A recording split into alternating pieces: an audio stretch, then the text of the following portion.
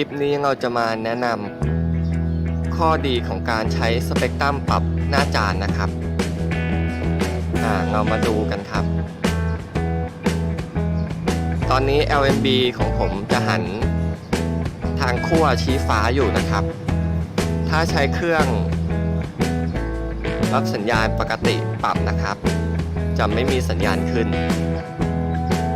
ทีนี้เรามาดูหน้าสเปกตรัมกันครับ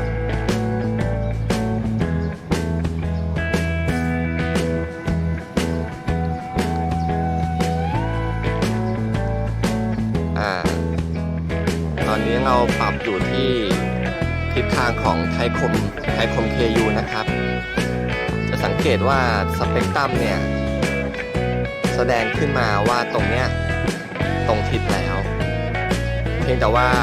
LNB ไม่ตรงจะไม่สามารถหันค่าได้นะครับเดี๋ยวเราจะไปดู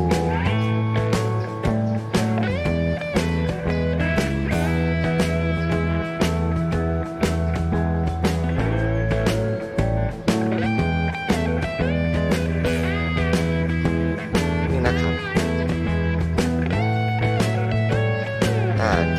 จะไม่สามารถอ่านค่าได้แต่สเปกตรัมบอกว่าตรงแล้วทีนี้เราก็มาทำการปรับ LNB อีกรอบครับ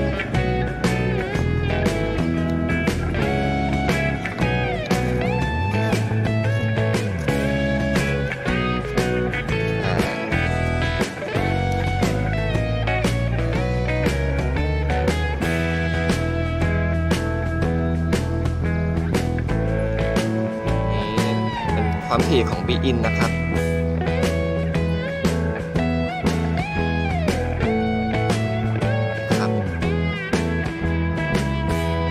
ง่ายไหมครับจนกว่าจะพบกันใหม่คลิปหน้าสวัสดีครับ